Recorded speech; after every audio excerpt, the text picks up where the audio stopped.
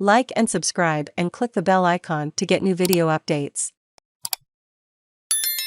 NSW government puts Beaches Link and Blue Mountains Tunnel on ice. The NSW government has all but confirmed it will mothball several of its key infrastructure projects as it tries to prioritise its big-ticket spending.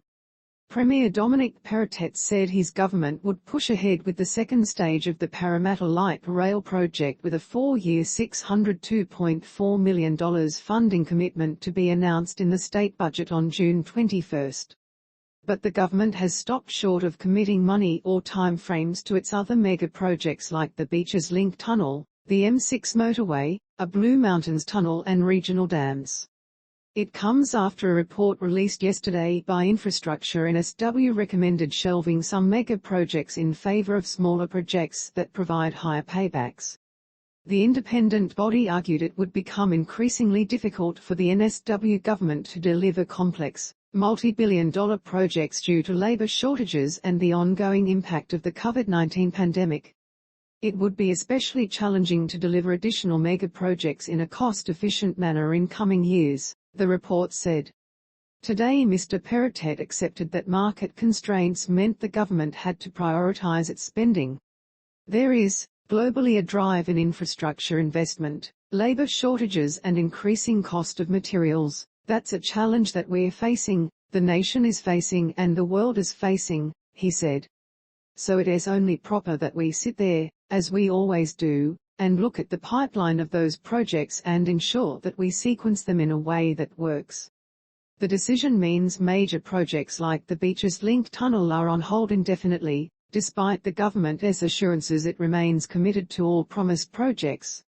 What you'll see over the next decade here in NSW is rolling infrastructure projects at a mega scale, Mr Perrottet said.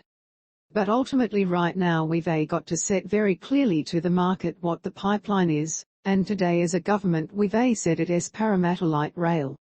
The government has justified proceeding with the second stage of the Parramatta Light Rail, arguing it is critical to the region's growth.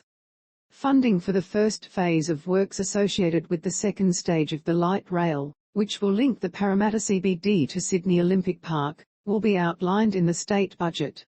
But Infrastructure Minister Rob Stokes has confirmed the entire second stage was not yet fully funded. We can have it all, we can do it all at once, he said. There are established processes where we go through the planning process, the procurement process and then move into delivery.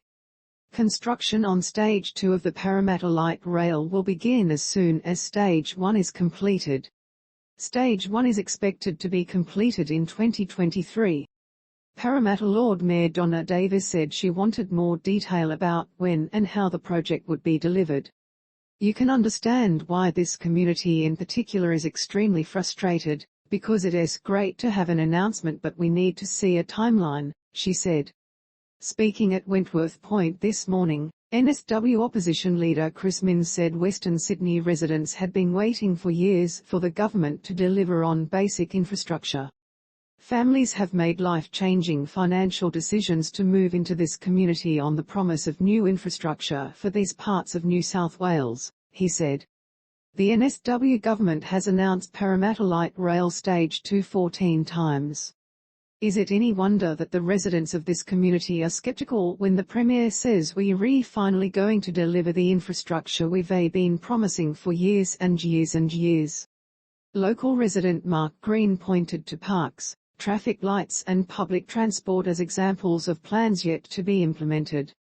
This is just terrible planning and unfortunately a betrayal by the state government, he said.